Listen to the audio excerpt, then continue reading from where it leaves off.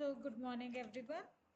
In this lecture, we will discuss about parasite, that is Paragonimus westermani. Okay, तो हम उसकी text पैरागोनिमस वेस्टमैनी की हम टेक्सोनॉमी पढ़ेंगे। सबसे पहले किंगडम उसका एनिमिलिया है, फाइलम उसका प्लेटीहेलमिन्स है, क्लास उसका ट्रीमाटोड है, ऑर्डर उसका फ्लैगोरोचिडा है, फैमिली ट्रोग्रोट्रीमाटाइड, जीनस पैरागोनिमस और स्पीशीज है उसकी पैरागोनिमस वेस्टमैनी। ओके, ये इसकी टेक्सोनॉमी है। आफ्टर दैट अब थोड़ा हम उसके बारे में पढ़ लेंगे कि पैरागोमिनसिस ये क्या है। Is a food borne parasitic infection caused by the lung fluke which can cause subacute to chronic inflammatory disease of lung. It is one of the more recognized lung fluke with the widest geographical range. It was discovered by Conrad Gerbert 1849 से 1927। इन 1878 में उसने discovered करा था।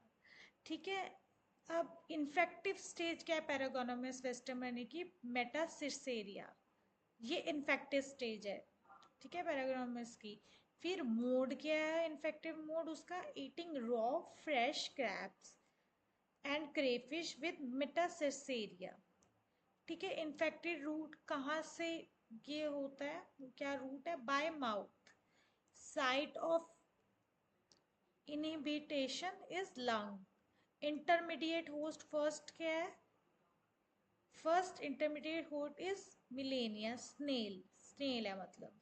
Second intermediate host है crab और क्रे fish.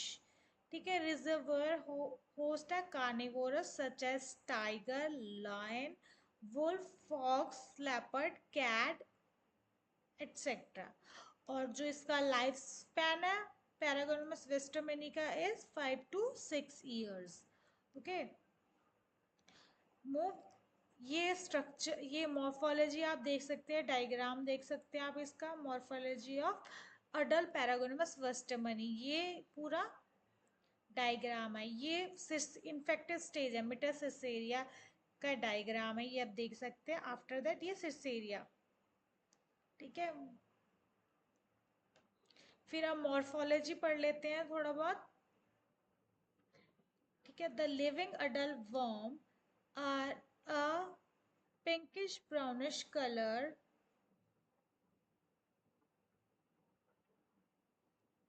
Minute.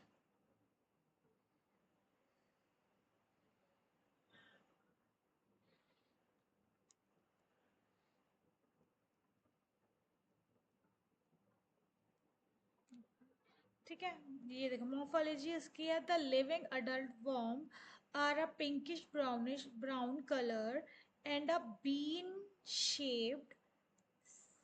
कितने? 7 to 15 mm in length होती है, to 8 mm in width and 3 to 5 mm in thickness. ठीक है, it contain a characteristic ovary in the middle of the worm. ठीक है, the golden brown colour immature eggs are approximately 45 to 60 micrometer by 80 to 100 micrometer. The metacisaria in the second intermediate host are spherical in shape, measuring 220 to 450 micrometer. ये आप structure देख सकते हैं। ठीक है, morphology आप ये देख सकते हैं।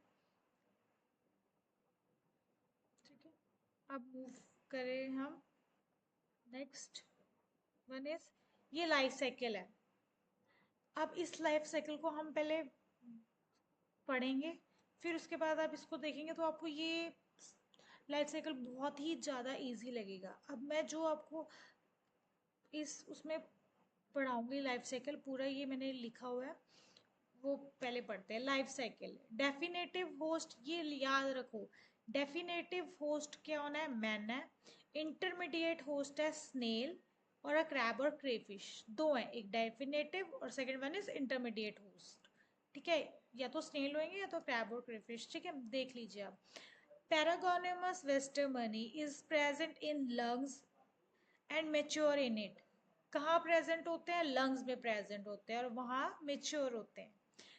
ठीक है, द एग्स ऑफ, स्टार्ट कर रही हूँ मैं, the eggs of Paragonimus westermani hatches out the the Miracidium larva into the water। कि जो Paragonimus westermani के जो एग हैं वो कहाँ हैच होते हैं? वाटर में। कौन से उसमें? Miracidium लार्वा के उसमें वाटर में मेच्योर होते हैं। ठीक है, अंडे उसकी, एक पैरासाइट के जो अंडे हैं, जो मैं Paragonimus westermani, it is a parasite, वाटरमोन है, वो कहाँ हैच होते हैं? वाटर में। In water miracidium moves freely with cilia. Water में जो मीरासिस्टेरियम क्या था? मीरासिस्टेरियम एक इन्फेक्टिव स्टेज होती है, वाटर में आराम से अपने सीलिया, उनका एक वो होता है, मतलब जिस काइंड ऑफ अ पैर बोल सकते हैं, लेग बोल सकते हैं, जिससे वो आराम से इधर उधर मूव कर सकते हैं। ठीक है,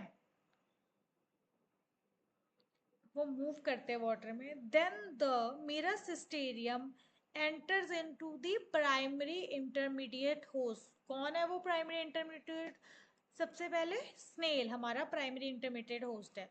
वो जो वाटर में जो हैच आउट हुए हैं वो कहाँ जाएंगे? हमारे सबसे पहले इंटरमीडिएट होस्ट स्नेल में जाएंगे, एंटर होएंगे स्नेल में। In snail the miracidium goes to the digestive system. वो स्नेल के डाइजेस्टिव सिस्टम में जाएंगे एंड फॉर्म स्पोरोसिस्ट। और क्या फॉर्म कर देंगे? स्पोरोसिस्ट फॉर्म कर देंगे। Then the sporocyst converts into redia, एक फॉर्म है, and then redia forms cercaria. ठीक है, फिर पहले स्पोरोसिस किस में कन्वर्ट होएगा? स्पोरोसिस कन्वर्ट होएगा रीडिया में। फिर रीडिया किस में कन्वर्ट होता है? सिरसेरिया में। The cercariae leaves the snail. जब ये कन्वर्जन हो जाएगी तब जो सिरसेरिया वो स्नेल को लीव कर देगा, अब उसने आगे जाना है।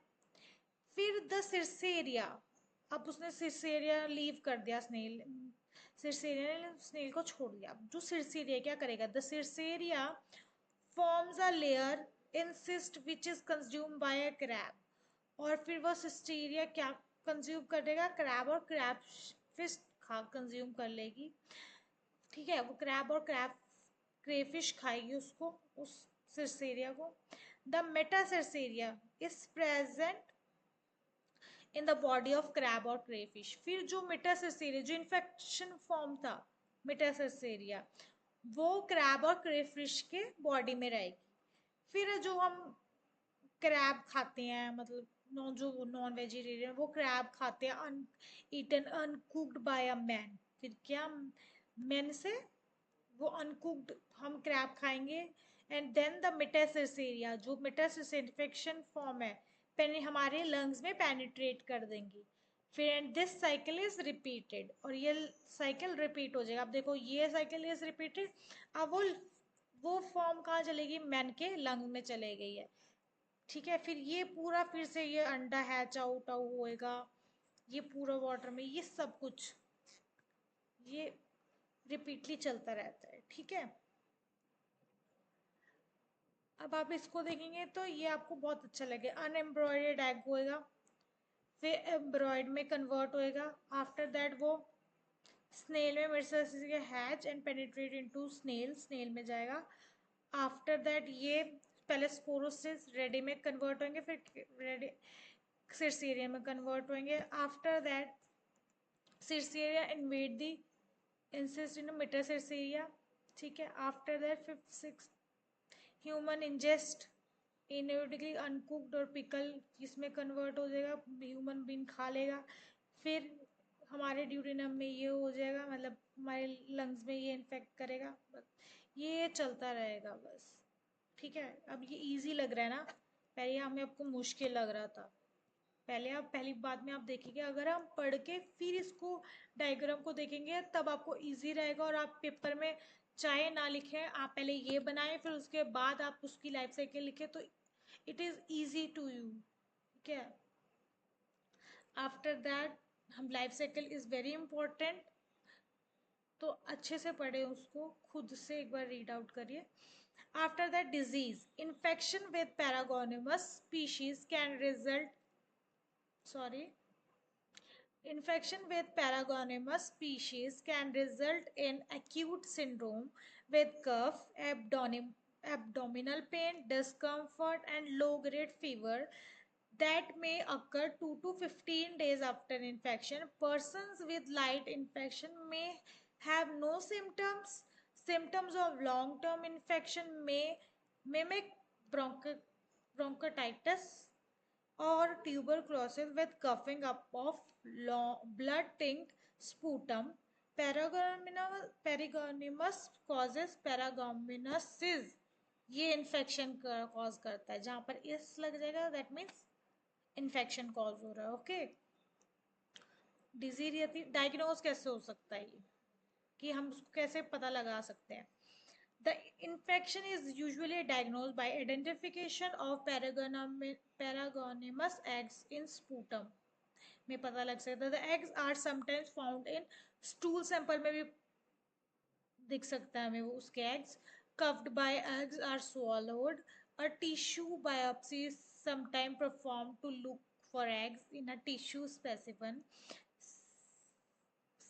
Specific and sensitivity antibody test based on Paragonymous testimony. Antigens are available through the serological test using a variety of techniques are available through the commercial laboratories.